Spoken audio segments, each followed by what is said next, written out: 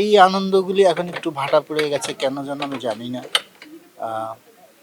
তো সেই কারণে গান খুব একটা তৈরিও হচ্ছে না। এখন যে গানগুলো হচ্ছে সেটা হয়তো 7 দিন শুনছে বা 1 মাস 1 বছর বড়জোর, তারপরে ভুলে যাচ্ছে। দেখুন, সমস্ত কিছু করতে গেলে না একটু ফুয়েলের প্রয়োজন। মিউজিক বিষয়টা হচ্ছে শেখার বিষয়, এটার কোনো বিকল্প নেই।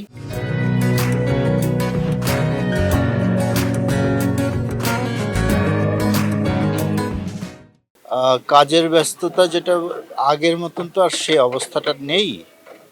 আগে যেমন ঈদ আসলেই আহ, সবাই গান শোনার জন্য ব্যস্ত থাকতো। আহ, আমরা ছোটবেলায় দেখেছি মানুষ আহ, একটু পয়সা জমিয়ে একটা ক্যাসেট কেনার চিন্তা করতো। তো পাড়ায় পাড়ায় গান বাজতো, আহ, সেগুলো দেখতো, শুনতো। তো এই আনন্দগুলি এখন একটু ভাটা পড়ে গেছে, কেন যেন আমি জানি না। আহ, তো সেই কারণে গান খুব একটা তৈরিও হচ্ছে না। এখন জীবনধারা খুব ফাস্ট, জীবন এখন অত্যন্ত ফাস্ট। আগে গান করার আগে আগে লিরিক, সুর, এগুলো নিয়ে আগে বসা হতো। এগুলি নিয়ে অনেক চিন্তা ভাবনা করা হতো যে মানুষ কি শুনতে চায়, তাদেরকে কি সুন্দর আহ, কি দেওয়া যায়। এটা দেওয়ার ব্যাপারেও একটা ছিল, কমিটমেন্ট ছিল। হ্যাঁ, এক্স্যাক্টলি, কমিটমেন্ট ছিল যে আমরা কি দেব। তো এখন সেই জিনিসটার খুব বেশি অভাব। এখন আসলে যারা শিক্ষিত লিরিসিস্ট তাদের সংখ্যাও খুব কম। যে ইচ্ছা সেই গান লিখছে, যে ইচ্ছা সেই গান করছে। সেটা করা কোনো ক্ষতির কিছু না, কিন্তু না জেনে করাটা একটা বিশাল ক্ষতির ব্যাপার হয়ে দাঁড়িয়ে গেছে এখন। তো একটু শিখে করলে পরে আমার মনে হয় ভালো হতো। এটা এটা এটার একটা স্থায়িত্বটা কমিয়ে দিচ্ছে। যেমন আহ, আমরা যারা 30 বছর 40 বছর আগে যে আর্টিস্টের গান শুনেছি, যে গানগুলো শুনেছি, সেই গানগুলো আমাদের এখনো মনে আছে বা থাকছে। কিন্তু এখন যে গানগুলো হচ্ছে সেটা হয়তো 7 দিন শুনছে বা 1 মাস 1 বছর বড়জোর, তারপরে ভুলে যাচ্ছে। কারণ ওটার ভেতরে মানুষকে নাড়া দেওয়ার মতন তেমন একটা কিছু নেই। আহ, তার মধ্যেও কিছু মানুষ, কিছু ছেলেপেলে, কিছু ছেলে মেয়ে ভালো সুন্দর সুন্দর কাজ করছে।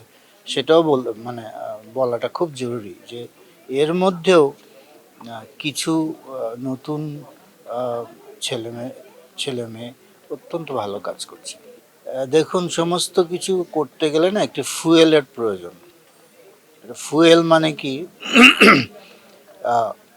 যে কোনো জিনিস চালাতে, একটা ক্যামেরা চালাতে গেলে যেমন একটা ব্যাটারির প্রয়োজন, সেটা শক্তি যোগান দেয়।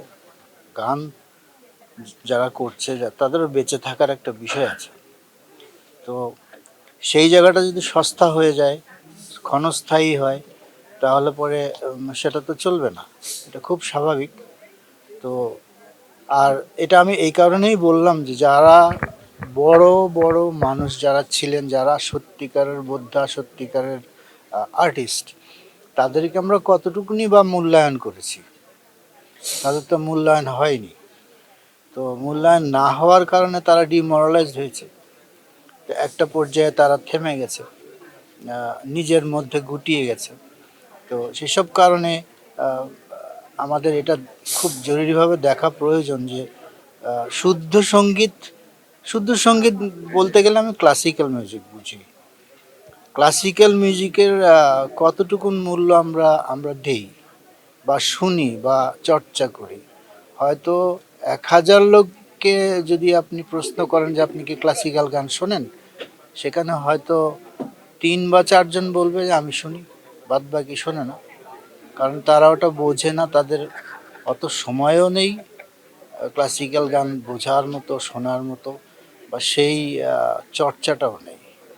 এসব কারণে ক্লাসিক্যাল মিউজিকটা একদম আহ, শূন্যের কোঠায় চলে গেছেই বলবো আমি। মানে একটি ক্লাসিক্যাল আর্টিস্ট,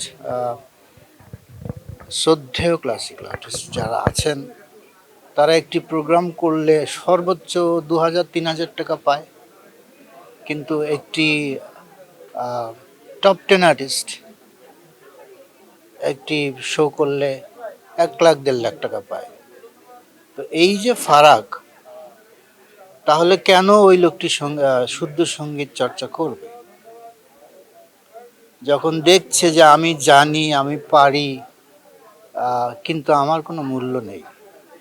কিন্তু পাশাপাশি যখন দেখছে যে পারে না, যে জানে না কিছু, সে শুধু আহ, কি বলবো, এটা সস্তা সঙ্গীত করে 1 লাখ 1.5 লাখ টাকা নিয়ে যাচ্ছে, তখন তো সে ভদ্রলোক ওই চর্চায় থাকবে না। খুব স্বাভাবিক। মিউজিক বিষয়টা হচ্ছে শেখার বিষয়, এটার কোনো বিকল্প নেই। যারা শিখবে, যারা জেনুইনলি শেখে, তার এটার কোনো বিকল্প নেই, শেখার কোনো বিকল্প নেই, শিখতে হবে। না শিখলে পরে এই এই ধরনেরই হতে থাকবে। মেসেজ যেটা এখন আমি দেখছি যে আর্টিফিশিয়াল ইন্টেলিজেন্স নিয়ে কাজ হচ্ছে। আর্টিফিশিয়াল ইন্টেলিজেন্ট কে যদি একটি টুল হিসাবে আমরা ব্যবহার করি, যে ওখান থেকে আমরা রেফারেন্স নিলাম, তারপরে নিয়ে সেই অনুযায়ী আমি যদি কাজ করি, তাহলে পরে সেটি একটি ভালো জায়গায় যে দাঁড়াতে পারে। কিন্তু যদি আমি পুরো এআই ভিত্তিক হয়ে যাই, আর্টিফিশিয়াল ইন্টেলিজেন্স দিয়ে কাজ করে, ওকে আমি বললাম আমাকে একটা স্যাড গান করে দাও, আমার মুড এই, আমার কথা তুমিই লিখে দাও, আমি লিখতে, তাহলে হবে কি, আমাদের মিউজিক যারা করে তারাও মিউজিক ভুলে যাবে, কেউ লেখার শক্তিও তার থাকবে না, আলটিমেটলি অথর্ব হয়ে যাবে একটি জাতি।